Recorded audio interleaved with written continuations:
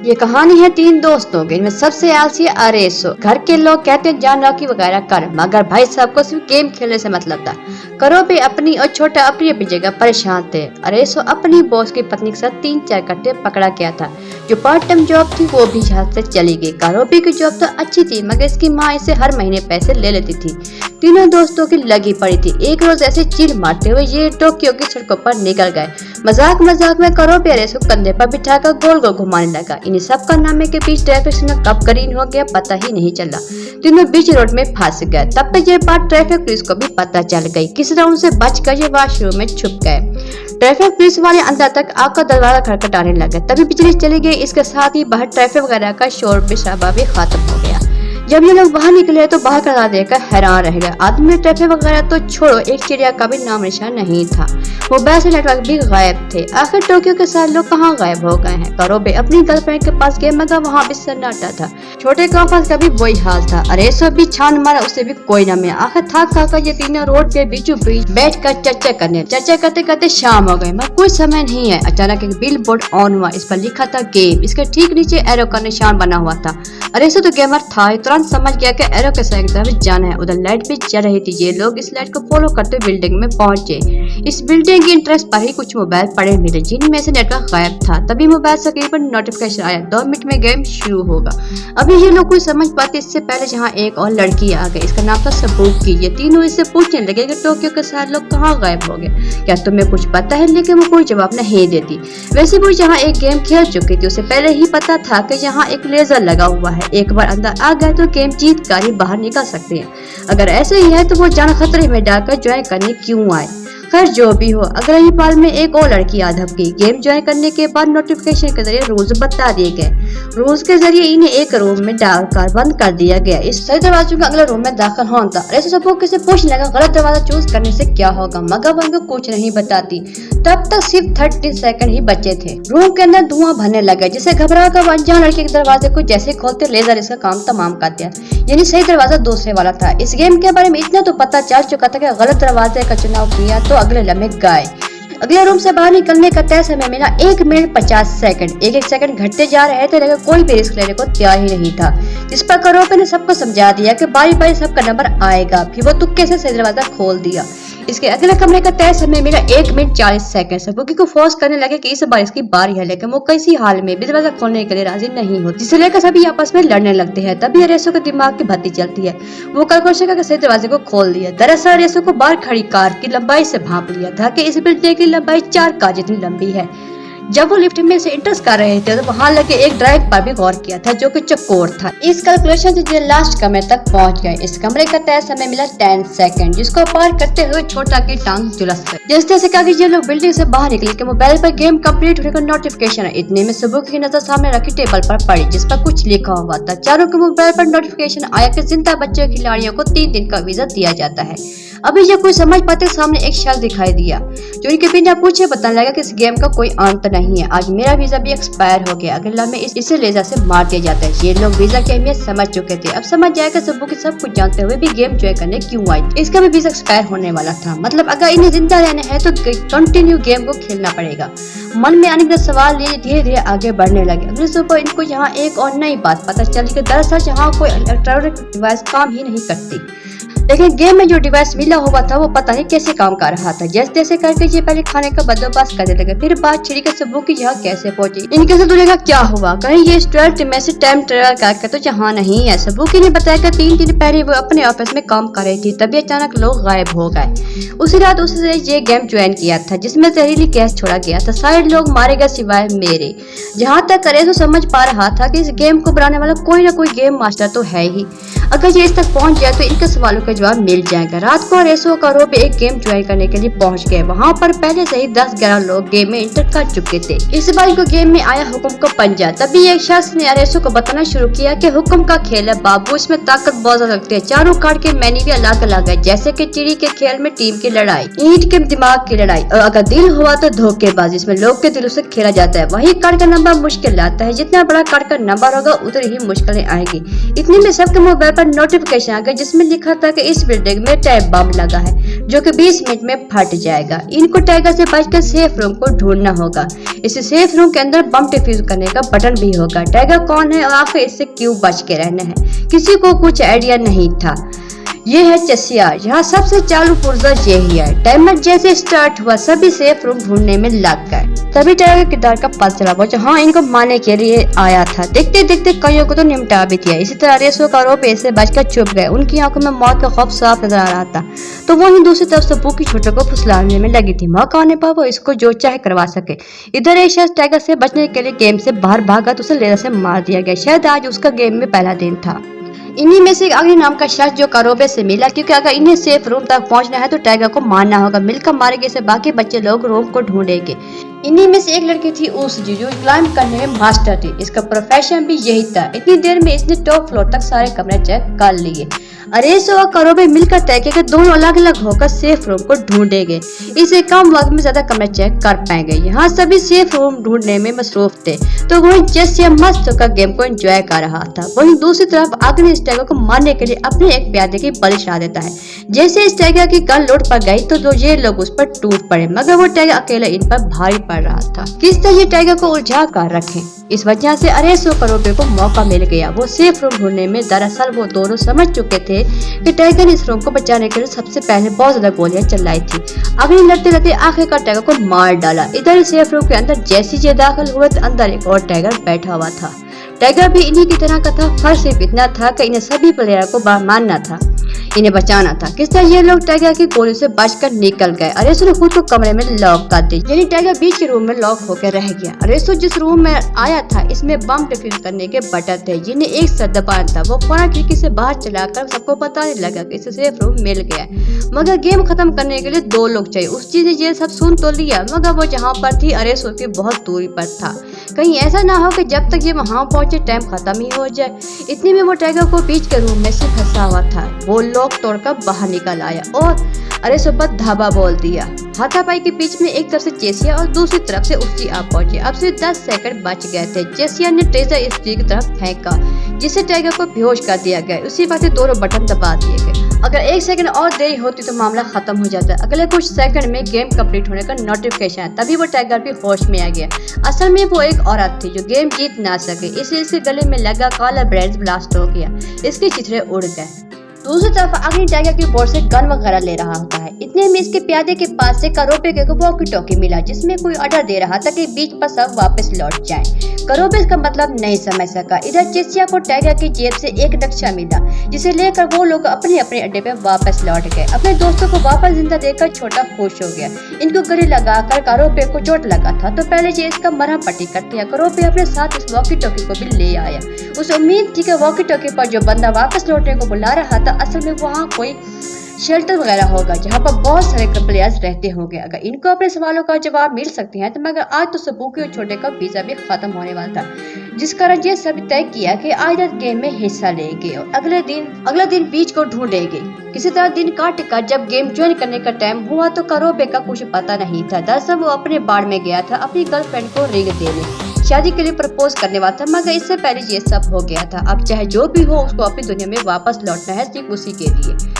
वापस लौटा तो छोटा इस पर गुस्सा था क्योंकि बात सिर्फ इसकी जान के रहते सबूकी की भी थी। अगर वो आज रात गेम ज्वाइन करने नहीं जाता तो सबूकी बेचारी मर जाएगी। कारोबे को बड़ा ताज्जुब हुआ क्या जाना कि सबूकी की इतनी फिक्र क्यों होने लगी। जैसे जैसे करते हुए ये लोग एक गेम में इंटर करके अंदर पहुंचे देखा कि टेबल पर स्टूल्स और चल ग्लासेस पड़े हुए हैं। तभी सामने लगी टी स्क्रीन पर बताया गया कि गेम ज्वाइन करने के लिए ग्लासेस को पहन लो। चारों ने ऐसा ही किया। इनकी गेम आईडी भी स्क्रीन पर शो होने लगी। इस बार प्राव मेरा दिल का सत्ता। यदि किसी गेम में अपने से धोखेबाजी करनी है और दिल टूटेंगे जैसा कुछ टोपी वाले ने कहा था। कि रोज की बात करें तो इन चारों में 3 के पास भेड़ का टैग होगा, 1 के पास भेड़िए का टैग होगा। भेड़िए से आंख मिलते ही भेड़िए का टैग भेड़ के पास चला जाएगा। लास्ट में भेड़िए का टैग जिसके पास रहेगा उसी ही की जीत होगी। बाकियों का क्या होगा वो तो गेम मास्टर के ऊपर ही है। इस गेम के लिए तय टाइम मिला 50 मिनट। गेम के रोल समझते ही सबूकी कहती है, सुनो सब लोग, मेरे पास एक प्लान है। और फिर भेड़िए से आंख मिलाकर भेड़िए का टैग लिए। इससे पहले ये लोग कुछ समझ पाते भागकर छुप गई। अब ये तीनों परेशान हो गए क्योंकि इनके पास भेड़ का टैग था, मगर जीतने के लिए भेड़िए का टैग चाहिए था। फिर क्या था, लुका छुपी का खेल शुरू हो गया। वैसे एक चीज गेम में काफी अच्छी है, तीनों के गिलासे एक दूसरे से कनेक्ट थे, जिस कारण ये चारों एक दूसरे को सुन सकते थे। छोटा सबूकी को वापस पता लगा कि वो चारों मिलकर कोई हल निकालते हैं। इस गेम का कोई ना कोई तोड़ तो होगा ही। वो किसी की नहीं सुनती। काफी खोजबीन करने के बाद आखिरकार करोपे उसे ढूंढ ही लेता है। दोनों की जड़ान में करोपे की आंख भेड़िए से मिली। इसके पास भेड़िए का टैग आ गया। तभी वहाँ पे अरेसो भी आ जाता है। करोपे को समझाने लगा कि वो मिलकर गेम का कोई हल तलाश करते हैं। जैसे ही इसकी आंख करोपे से कनेक्ट हुई, भेड़िए का टैग अरेसो के पास आ गया। दोस्ती गई तेल लेने। भाई साहब, तो भेड़िए का टैग मिलते ही इसे दुख दबाकर भागा के फिर नजर न आया। इसके भागने में छोटा भी इसके साथ ही था, क्योंकि उसे अरेसो पर भरोसा था कि इन्हें बचाने के लिए वो कुछ न कुछ हल जरूर निकालेगा। अब गेम खत्म होने में सिर्फ 5 मिनट बचे थे। इधर करोपे अरेसो को लताड़ना शुरू किया कि हम सब साथ में इस गेम का हल निकालने वाले थे ना, तो फिर तुमने ऐसा क्यों किया, हमें धोखा क्यों दिया। अरेसो के पास इनकी बातों का कोई जवाब नहीं था। वो चुपचाप गड्ढे में लगे गिलास को खोलने लगा। करना भी चाहा, मगर इस टैगर की मौत याद करके उसकी रूह कांप गई। इसलिए हार मानकर वहीं बैठकर रोने लगा। उसे रोता हुआ सुनकर करोपे छोटा भी मामला समझ चुके थे। अपने दोस्तों के साथ बिताए वो सुनहरी पल भी उसे याद आने लगे। अरेसो ने ये तय कर लिया कि चाहे जो भी हो, ये गेम जीते, मैं उसे नहीं जीतूंगा। फिर करोपे और छोटा से कहने लगा कि तुम लोगों को मारकर मुझे नहीं जीतना, कहाँ हो तुम लोग। फिर वो दीवानों की तरह उन्हें ढूंढने लगा, लेकिन वो दोनों उसे सुनकर छुप गए। छोटा सबूक को भी पकड़ के रखा था। जब 30 सेकंड बचे तो छोटे ने हंसते हुए कहा, अरे तो तुम हमारे लिए जियो। करोपे भी यही चाहता है। उनकी इस कुर्बानी को देखकर सबूकी की आंखों से भी आंसू बहने लगे। करोपे को सामने देखकर जब तक अरेसो उसके पास जाता, इससे पहले इसके गले में लगा कूलर ब्लास्ट हो गया। सबूकी और छोटा भी मारे गए। इस सदमे से अरेसो उभर नहीं पाया। जीने की आस छोड़ दी और रोड पर पड़े पड़े इसे 3 दिन गुजर गए। इसी रास्ते से उसकी गुजर रही थी। वो अरेसो को पहचान लेती है, मदद के लिए हाथ भी बढ़ाती है, मगर अरेसो ने कहा कि वो यहीं पड़े पड़े मर जाना चाहता है। वो उसे वही छोड़कर चल गया। अगले दिन उससे उसका हालत देखी नहीं गई। वो उसे उठाकर अपने साथ लिए, जीने के लिए मोटिवेट भी किया। बताई कि अगर मन नहीं है तो मुकद्दर में तो इस गेम मास्टर को ढूंढते हुए ही मरेंगे। तुम्हारी ये जिंदगी तुम्हारे दोस्तों ने जीने के लिए दिया है, मरने के लिए नहीं। उसकी बातों से मोटिवेट होकर अरेसो एक बार फिर बीच को ढूंढने निकल पड़ा। इनके सवालों के जवाब भी बीच पर ही मिल सकते। ये दोनों शहर का चप्पा चप्पा छान मारेंगे। साथ मिलकर गए, कई गेम्स भी खेले, मगर बीच का कहीं कोई नामो निशान नहीं था। फिर भी उन्होंने हार नहीं मानी। अलग अलग होकर गेम्स में मिलने वाले प्लेयर्स पर नजर रखनी शुरू कर दी। तभी अरेसो ने कुछ प्लेयर्स के कलाई पर एक बैंड देखा। सेम इस तरह का बैंड भी आगे भी पहनता था। उसके फ्रेंड की वॉकी टॉकी पर बीच से बुलावा आया था, यानी ये बैंड पहनने वाले लोग बीच जोड़ सकते। उस जी की साइड पर भी वो 2 प्लेयर थे जिन्होंने ये बैंड पहना हुआ था। जैसे ही गेम खत्म हुई, दोनों उनका पीछा करने लगे। उससे पहले कि ये लोग कुछ सोच पाते, बीच के लोग इन्हें उठाकर ले जाते हैं। वहाँ पर की मुलाकात बीच के कोई खास में फंसे हुए। वो लोग इनको पकड़ कर पूछते हैं कि यहाँ तक ताकत झगे करके क्यों आए हो तुम लोग। अरे तो बताया कि उन्हें इस गेम के क्रिएटर्स की तलाश है, हमें अपने सवालों के जवाब चाहिए, जैसे कि हमारी असल दुनिया कहाँ गई, हम इस गेम में अंदर कैसे आए और किस तरह से गेम से बाहर निकलेंगे। तभी वहाँ पर बीच का मालिक टोपी वाला आ जाता है। वो बताता है कि यहाँ से बाहर निकलने का सिर्फ एक ही तरीका है, गेम के सारे रेबा को पार करना होगा और बाउंड कार्ड हासिल करने होंगे। फिर शायद कोई एक ही यहाँ से वापस अपनी दुनिया में जा सकता है। टोपी वाले ने इनके कार्ड भी ले लिए। इनके पास दिल का सत्ता देखकर बहुत खुश हुआ, क्योंकि इनके पास अभी तक दिल का सत्ता नहीं था। वो बिना इनकी मर्जी जाने अपने ग्रोह में शामिल कर लेते हैं। आज के बाद तुम दोनों मेरे लिए खेलोगे, अगर मना किया तो जान से जाओ। फिर इसको उठाएंगे ये और कार्ड बटोरेगा वो। मतलब ये दोनों यहाँ आकर फंस गए थे। आज तो उनका वीजा भी खत्म होने वाला था। टोपी वाले ने अपने सभी प्लेयर्स के लिए यहाँ पूरा माहौल सेट कर रखा था। पूरे शहर में कहीं भी लाइट नहीं थी, मगर यहाँ पर हर चीज की सहूलत थी। खाओ पियो जो मर्जी करो, किस चीज पर पाबंदी नहीं थी। उसी और अरेसो भी बीच के मेंबर बन चुके थे। वैसे ये समंदर के किनारे वाले बीच तो नहीं था, बल्कि एक आलीशान होटल था जिसका नाम टोपी वाले ने बीच रखा था। वहीं आज रात जितने भी लोग गेम में ज्वाइन करने वाले थे, टोपी वाले ने सबका हौसला अफजाई और कहता है कि जीतने के लिए जी जान लगा दो। चिसिया भी इस बीच का मेंबर था। असल में वो यहाँ पर रहकर कुछ बड़ा प्लान कर रहा था, जिसमें उसका साथ देती एक लड़की जिसका नाम था कोई। देखते देखते सब गेम ज्वाइन करने के टोक्यो शहर में अलग अलग जगहों पर निकल पड़े। आप जो इन मोहतरमा को देख रहे हैं इनका नाम है हान। इसे खास तौर पर टोपी वाले ने अरेसो के दिमाग को परखने के लिए भेजा है। इस गेम का प्रभाव मिलता है ईंट का चौका मतलब दिमाग का खेल। एक बल्ब जिसके 3 सुई थे, जिसके एक सुई से बल्ब ऑन होगा। एक बार में सही सुई को चुनाव करके बताना था कि किस स्विच से बल्ब ऑन होगा। गलत हुए तो गेम ओवर। वहीं दरवाजे को लॉक करके बल्ब को बिना देखे कितनी बार स्विच को ऑन ऑफ किया जा सकता है। अगर फेल हुए या फिर टाइम खत्म हुआ तो पानी बिजली के तारों को टच कर जाएगा। टाइम स्टार्ट होते ही सब अपना अपना दिमाग चलाने लगे। जैसे जैसे रूम में पानी भरता जा रहा था उनके बीच टेंशन भी बढ़ता जा रहा था। एक पापा की परी ने कुछ ज्यादा दिमाग चला दिया अपना और सबसे पहले पास भी हो गए। तय वक्त था 5 मिनट जिसमें से 4 मिनट तो गुजर गए थे। तभी एन वक्त पर अरेसो का दिमाग चला। वो फौरन दरवाजा बंद करने को कहते। दरवाजा बंद होते ही स्विच का ऑन करके कुछ सेकंड तक इंतजार किया, फिर स्विच को ऑफ किया, दरवाजा ओपन करवाया, जाके बल्ब को छूकर चेक करने को कहा। मतलब जिस स्विच से ऑन करने पर बल्ब गर्म होगा वही स्विच इनके गेम का आंसर है। अरेसो की मार्फत ये लोग इस गेम को जीत चुके। हर बार की तरह जीते हुए खिलाड़ी बीच पर लौटकर पार्टी की। ये दोनों भी शामिल हुए। उसी रात पार्टी में आग्नि इसके प्यादे भी आ टपके। कोई ने अरेसो को सावधान रहने को कहा। ये लोग बीच के आतंकी हैं। इतने में इन लोगों ने उस जी को उठा लिया। अरेसो बचाने गया तो वो हाथ पैर तोड़ने का बोल के जाने वाले थे कि टोपी वाला आ गया, वरना आज इन दोनों की खैर नहीं थी। इसने अग्नि को वार्न किया कि इसके रहते वो अपनी मनमानी नहीं चला सकता, जहाँ सिर्फ और सिर्फ इसके बताए हुए रोल चलते हैं। चल सबको बताकर यहाँ का बॉस कौन है। कुछ तो बात थी टोपी वाले में जिसकी वजह से अग्नि कहने पर मजबूर हो गया कि टोपी वाला ही यहाँ का बॉस है। टोपी वाले ने अपने खास मेंबर को मीटिंग के लिए इनवाइट किया। अरेसो को भी खास मेंबर में शामिल किया गया।